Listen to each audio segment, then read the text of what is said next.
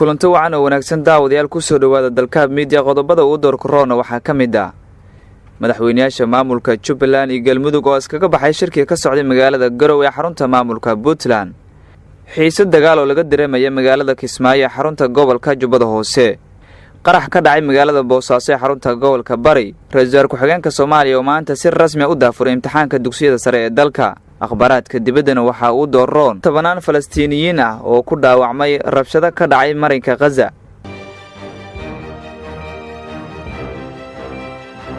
qodobadaas iyo qodobo kale ayaad ku daawan doontaan dalka media balse aan ku bilaabo magaalada Garoowe shirka madaxda maamul goboleedyada iyo kuwa dawladda dhexe ee Soomaaliya oo toddobaad ugu socday magaalada Garoowe xarunta maamulka Puntland ayaa waxa la sheegayaa in la isku fahmo way isla markaana ay shirkaasi ka soo baxeen madaxweynayaasha maamulka Galmudug iyo Jubbaland madaxweynayaasha maamulka Galmudug iyo Jubbaland ayaa waxa la sheegayaa in halkaasi markay shirka ka soo baxeen ay ka soo dhoofeen garoonka diyaaradaha ee magaalada Garoowe xarunta maamulka Puntland isla markaana ay soo aadeen magaalooyinka Kismaanyo iyo Nairobi madaxweyne xaaf ayaa intuusan Garoowe ka soo dhoofin warbaahinta siiyay hadal kooban wuxuuna kaga hadlay shirkii uu ka qayb galay wuxuuna ku tilmaamay mid ku soo dhamaaday si aan u wanaagsaneyn shacabka Soomaaliyeed Axmed Maxamed Islaam madaxweynaha maamulka Jubbaland ayaa gaaray magaalada Kismaayo xarunta gobolka Jubbada Hoose wali Axmed Madoobe ma uusan hadlin inta uu ku sugnaa Garoowe madaxweynaha maamulka Jubbaland iyo Galmudug ayaa waxa la sheegay in sababta ay iskaga soo baxeen shirkaasi ay tahay waxyaabihii markaasi ay hordhigeen madaxda dawladda dhexe ee Soomaaliya oo u suurtagal waayay isla markaana madaxdaasi ay aqbal waayeen Axmed Madoobe ayaa eed ugu badan dawladda Soomaaliya u jeediyay in faragelin xoogan ay ku hayso doorashada madaxweynaha maamulka Jubbaland oo ka dhacayso bisha Agosto ee sanadkan xaaladda magaalada Kismaayo xarunta gobolka Jubbada Hoose ayaa waxa la sheegayaa in xiisad dagaal oo u dhaxaysa ciidamada taabacsan madaxweynaha maamulka Jubbaland iyo ciidamo kale oo taageersan musharaxa u taagan qabashada xilka madaxtinimada ee maamulka Jubbaland Cabdinaasir Seeraar oo maalin ka hor ciidamadiisa ciidamo kale ay ku dagaalameen garoonka diyaaradaha ee magaalada Kismaayo xarunta gobolka Jubbada Hoose sidoo kale waxa la sheegayaa in ciidamo fara badan oo ka soo baxay deegaano hoos yimaada degmada Kismaayo ee gobolka Jubbada Hoose ay gudaha u soo galeen xarunta gobolka Jubbada Hoose ee Kismaayo kuwaasi oo la sheegay inay taabacsan yihiin musharaxa qabashada xilka madaxweyne u taagan ee Cabdinaasir Seeraar kaas oo khilaaf xoogan uu kala dhaxeeyo madaxweynaha maamulka Jubbaland Axmed Maxamed Islaam madaxweynaha maamulka Jubbaland Axmed Maxamed Islaam ayaa markuu Kismaayo tagay waxa uu kulamo gooni la qaatay saraakiisha maamulka Jubbaland ee ku sugan magaalada Kismaayo xarunta gobolka Jubbada Hoose kuwaas oo ilaa hadda uu u socdo shirkaasi xaaladda magaalada Kismaayo ayaa waxa la sheegay in ay tahay mid aad u cakiran isla markaana laga dareemayo in ay ka jirto saansaan colaadeed wararka naga soo gaaraya magaalada Bosaaso ee xarunta gobolka Bari ayaa waxay sheegayaan in qarax uu ka dhacay afaafka hore ee maxkamadda darajada koowaad ee gobolka Bari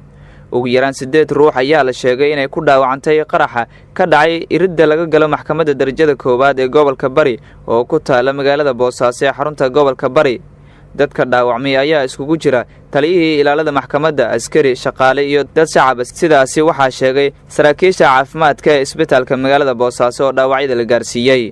qaraxa ayaa la beegsaday gaari uu lahaa gudoomiyaha maxkamadda darajada koowaad ee gobolka Bari oo sida la sheegay safar shaqo ugu maqan magaalada Garoowe ee xarunta maamulka Puntland ilaa iyo hadda ma jirto cid sheegatay mas'uuliyadda qaraxaasi sidoo kale ma jirto cid loo soo qabtay qaraxaasi laamaha ammaanka wali kama aysan hadlin qaraxii saaki ka dhacay magaalada Bosaaso ee xarunta gobolka Bari maalmihii ugu dambeeyay ammaanka magaalada Bosaaso ayaa ahaa mid faraha ka baxay iyadoona halkaasi ay ka dhacayeen qaraxyo iyo dilal ay geysanayaan dagaalamayaasha Al-SHABAAB iyo Daacish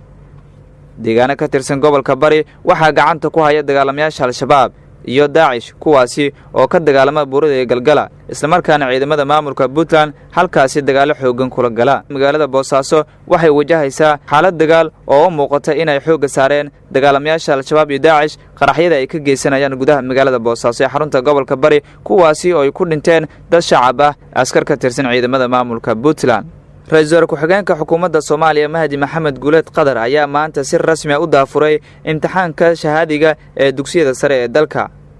kaas oo ka bilowday maanta magaalada Muqdisho iyo magaalooyinka waaweyn ee maamul goboleedyada tirada ardayda u fariisatay imtixaanka shahaadiga ayaa waxay gaarayaan maanta 31500 oo arday sida uu sheegay wasiir dawlaha wasaaradda waxbarashada Soomaaliya Cabdiraxmaan Maxamuud. ardayda sanadkan u fariisatay imtixaanka shahaadiga ayaa waxa kamid ah ardayda baahiyaha gaarka qaba. mahdi maxamed guuleed qadar oo ka hadlay daafurka imtixaanka shahaadiga ayaa waxa uu dhiirigeliyay ardayda u fariisanaysa imtixaanka guud ee shahaadiga.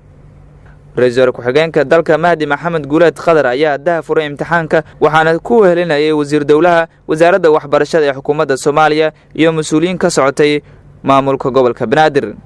ammaanka goobaha imtixaanka lagu qaadayo maanta ee magaalada Muqdisho iyo magaalooyinka kale ee gobolada dalka ayaa si weyn loo adkeeyay iyadoona loo xil saaray ammaanka goobaha askar ka tirsan ciidanka booliiska. imtixaanka ayaa lagu wadaa inuu socdo muddo 5 maalin ah. maalinta Arbacada ee soo socota taariikhduna ay ku beegan tahay 15 bishan ayaa lagu wadaa in la soo xiro. ugu dambeyntii ciidamada Yuhuudda ayaa toogasho ku dilay hal ruux oo Falastiini ah halka 10 kalena ay ku dhaawaceen kadib dibadbaxyo rabshado wato oo ka dhacay marinka Gaza. wasaaradda caafimaadka Gaza ayaa sheegtay in ruux dhintay lagu magacaabi jiray Cabdullaahi Cabd oo 24 sano jir ahaa. isku dhacyadan ayaa imaanaya xilli Israa'iil Falastiin isniintii ay soo dhaafnay ay gaareen heshiis xabad joojina. guud ahaan dadka ku dhaawacmay dibadbaxyada shalay ka dhacay Gaza ayaa wasaaradda caafimaadku ku sheegtay in ay gaarayaan ilaa 30 ruux oo Falastiiniyiin ah. tan iyo markii ay bilaawdeen mowjadaha dibadbaxyada bishii Maars ee sanadkii hore ayaa waxay ciidamada Yuhuuddu dileen 275 dibadbaxyaal Falastiiniyiin ah halka tiro intaas ka badan ay dhaawaceen. guud ahaan intaas ayaan ku soo gabagabeynayaa daawadayaal warkii aad ka daawanayseen dalka media. intaan warkan oo kale aan ku kulmi doono sidaas iyo nabadgelyo.